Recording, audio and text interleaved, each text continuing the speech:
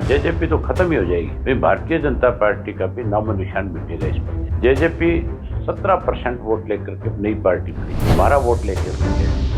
अजय सिंह जी का तो रोज ये बयान आता था, हमने 10 महीने में 17% वोट लिया, 10 सीट ली, हम चौधरी देवीलाल की नीतियों को आगे बढ़ाए। इन्होंने चौधरी देवीलाल की नीतियों को गिरवी रखा।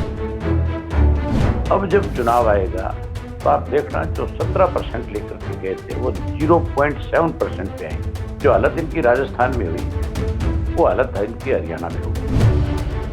लोगों ने एक फैसला कर रखा है कि हम लोकसभा और विधानसभा दोनों में इनको सबक सिखाने का काम किया। इसलिए इन्होंने ये फैसला लेकर के चेहरे बदलने का काम किया। चेहरा बदलने से कोई फर्क नहीं पड़ेगा।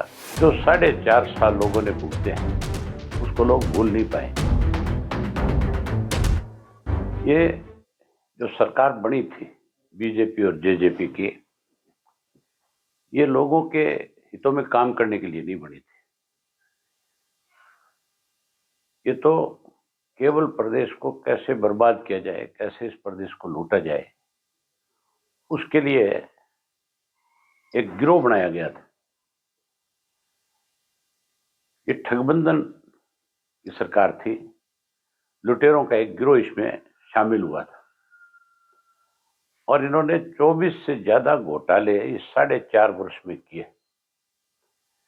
इस 4.5 साल में इन्होंने बेरोजगारी बढ़ाई, महंगाई बढ़ाई, भ्रष्टाचार बढ़ाया, कानून व्यवस्था खत्म कर दी। हरियाणा प्रदेश में नशा जो है पंजाब से भी ज्यादा हो गया इस राज्य में। बढ़ने का कारण केवल एक था कि सत्ता में बैठे लोगों ने नशे के कारोबारी करने वाले लोगों को पनाह दी, अपराध बहुत बढ़े। आखिर केंद्र की सरकार को ये बात समझ में आई, मेरे ख्याल उनके पास ये रिपोर्ट गई कि अगर ये इसी तरह से सरकार चलती रही तो फिर भारतीय जनता पार्टी, जहां जेजेपी तो खत्म ही हो जाएगी, भाई भारतीय जनता पार्टी का भी नामो निशान मिटेगा इस प्रदेश से। आज प्रदेश में लोगों ने एक फैसला कर रखा है कि हम लोकसभा और विधानसभा दोनों में इनको सबक सिखाने का काम करेंगे। इसलिए इन्होंने ये फैसला लेकर के चेहरे बदलने का काम किया है। चेहरा बदलने से कोई फर्क नहीं पड़ेगा। जो 4.5 साल लोगों ने भुगते हैं उसको लोग भूल नहीं पाएंगे। हर हालत में इन लोगों को सत्ता से बाहर कर देंगे। जेजेपी 17% वोट लेकर के नई पार्टी बनी थी, हमारा वोट लेकर के गए थे। और अजय सिंह जी का तो रोज ये बयान आता था, हमने 10 महीने में 17% वोट लिया, 10 सीट ली, हम चौधरी देवीलाल की नीतियों को आगे बढ़ाएं। इन्होंने चौधरी देवीलाल की नीतियों को गिरवी रख दिया। अब जब चुनाव आएगा तो आप देखना, जो 17% लेकर के गए थे वो 0.7% पे आएंगे। 1% वोट भी नहीं मिलेगा, नोटों से भी कम रह जाएंगे। जो हालत इनकी राजस्थान में हुई वो हालत इनकी हरियाणा में होगी। हरियाणा के लोगों के साथ इन्होंने बहुत बड़ा विश्वासघात किया। चौटाला साहब की पीठ में छुरा घोंपा इन्होंने, लोगों के साथ विश्वासघात किया, झूठ बोला। झूठ और लूट की जो है दुकान ज्यादा दिन नहीं चलती। पाप का घड़ा जल्दी फूटता है। दीपेंद्र हुड्डा से ये तो पूछो कि भूपेंद्र सिंह हुड्डा जी जो है वो भारतीय जनता पार्टी को कौन सी ऑक्सीजन देना चाहते थे जो उनके खिलाफ नो कॉन्फिडेंस लेकर के आए थे? उसकी क्या जरूरत पड़ी थी? केवल मनोहर लाल खट्टर की सरकार जाए ना, उसके लिए एक नो कॉन्फिडेंस मूव किया गया था। दीपेंद्र सिंह हुड्डा से ये पूछो कि आपके फादर पिछले 10 साल से जो निर्णय ले रहे हैं, क्या वो भाजपा के पक्ष की बात नहीं कर रहे? कितने ऐसे उदाहरण हैं कि इन्होंने भाजपा की मदद करी है। आप सुभाष चंद्रा के राज्यसभा के चुनाव से लेकर के अब तक के जितने इनके फैसले हैं, सबको नजदीक से जाकर के देखोगे तो आपको एहसास होगा कि बीजेपी से मिले हुए लोग हैं। दीपेंद्र हुड्डा ने एक बयान और भी दिया है, इंडियन नेशनल लोकदल पार्टी तो वोट काटने के लिए चुनाव में आएगी। उससे ये पूछने वाला हो, इंडियन नेशनल लोकदल पार्टी ने लंबे समय तक इस प्रदेश में सत्ता में रहे, हमने अनेक दफा कांग्रेस को पछाड़ने का काम किया, और आज की तारीख में भाजपा की अगर सरकार आई तो कांग्रेस की वजह से आई। हमारा वोट बैंक कम नहीं हुआ था, भाजपा का सुपड़ा साफ हो गया था, इसका कांग्रेस का।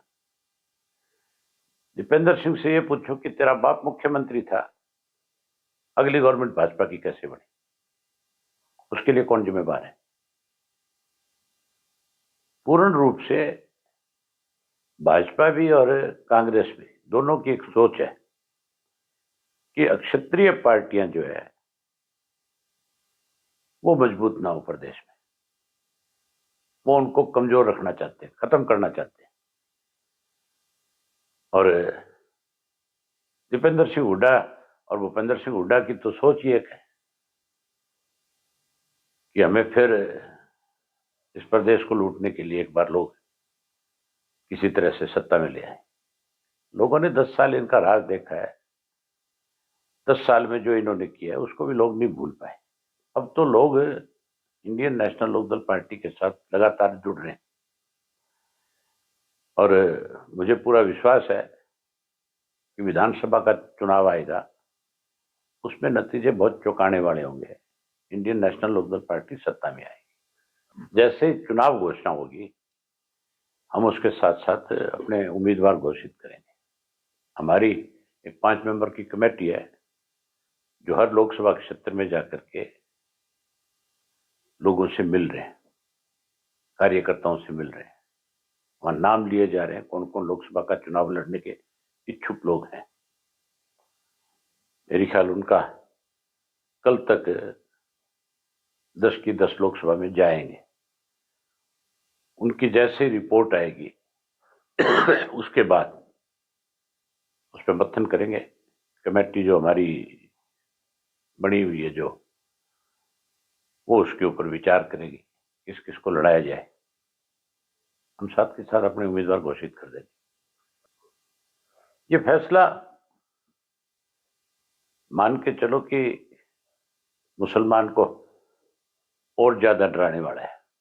जरूरत नहीं है, सबके लिए होना चाहिए, किसी भी वर्ग को अछूत नहीं करना चाहिए।